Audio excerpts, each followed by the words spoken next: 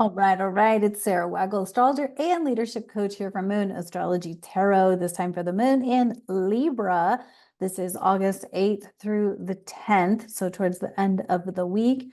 And this also right along with that Virgo moon we just experienced could be kind of quiet, but it's not really quiet.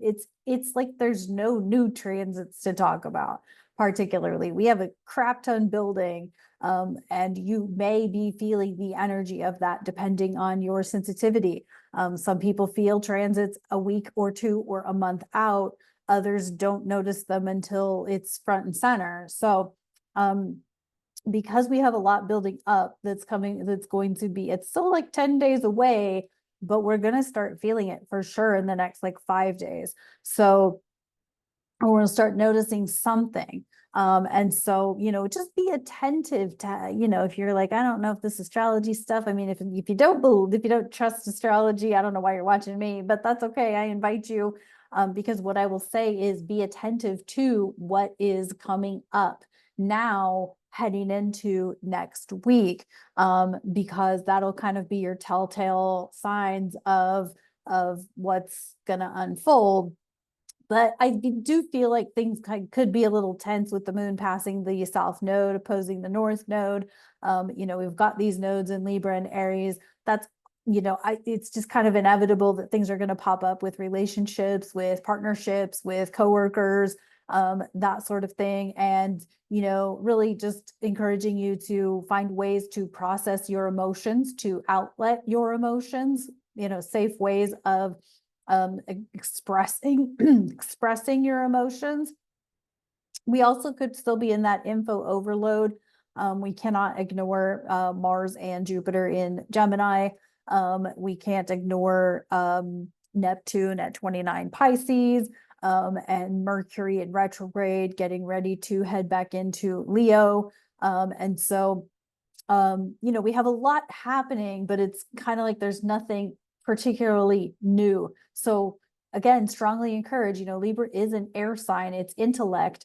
So this could be like journaling or, making some bullet point journal entries just to say like, okay, I really want to do this, or I really feel this way or that way about a situation.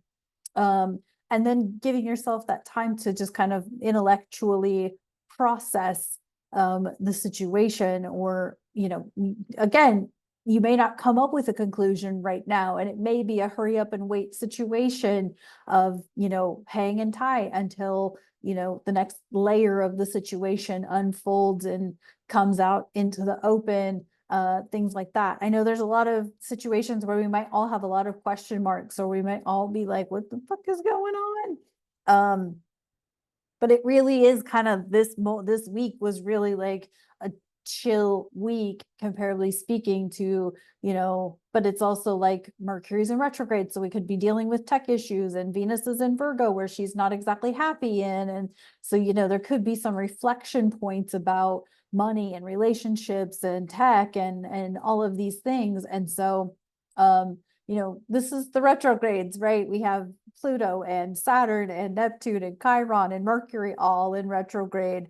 And so, there may not be like a lot of progress. And again, that's why I say, like, do the things that make you happy, or now is the time to, you've learned a lot from these planets going direct. You've learned a lot from Saturn from Saturn before Saturn went retrograde. You learned a lot from Neptune. You learned a lot from Chiron before they went retrograde. And now it's time to kind of implement the pieces, or move through the emotions, or move through the healing that needs to be done, and all of those things. So let's see what's up with the tarot and whatnot. So this is the 8th through the 10th. The real build up for the full moon transit shenanigan show starts around the 12th through the 14th, but really it's going to be like the 16th through the 20th of this month that we are really gonna feel the pressure cooker, getting to that, point. So, be attentive to your nervous system, be attentive to your digestion, Be attentive to your, going number two, go and poop. Are you pooping like you should? Be attentive to what you're consuming, what you're eating. Are you eating foods that calm your nervous system? Are you eating foods that support your root chakra? Security and money could be a big question mark right now. And so, doing things and practicing things to support that. And of course, check out the Aquarius experiment, sign up for my newsletter. You can buy me a coffee. You can book with me, all of those things. So yeah, lots of stuff down there in my description box for you to check out. Let's see what's up with this tarot.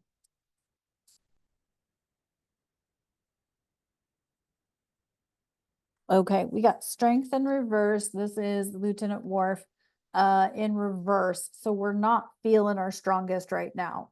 That could have a lot to do with the retrogrades, particularly Mercury retrograde, Venus being in Virgo. Venus doesn't always like being in Virgo. Venus is exalted, the happiest in Pisces. And since Virgo opposes Pisces, Venus is not having it.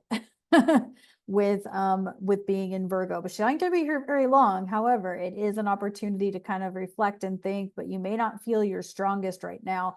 And again, another reason for working on those daily routines and spiritual practices and trying on some new practices, because if things aren't moving forward for you, a good way to sort of shift all of that once we get some, go forward momentum energy, which may not be for a while.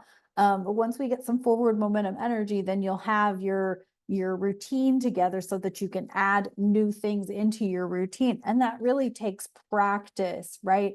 And every time I'm teaching somebody crochet, they want to learn all of the things, but crochet, knitting, all of those things, they literally take hours of practice. And so spiritual work, spiritual practices is, implementing spiritual tools, same thing. It literally takes practice to determine what works for you, to determine how to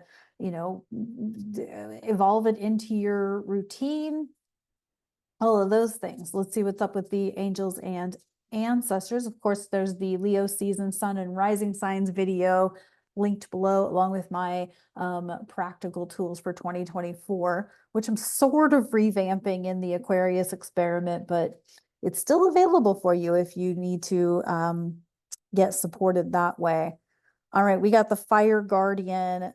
This is ignite your passions. I mean, yeah, that's Leo, right? Is igniting your passions and really tuning into your passions, tuning into what fires you up, what lights you up. And literally, like, this could be a turning point for a lot of careers, a lot of relationships, a lot of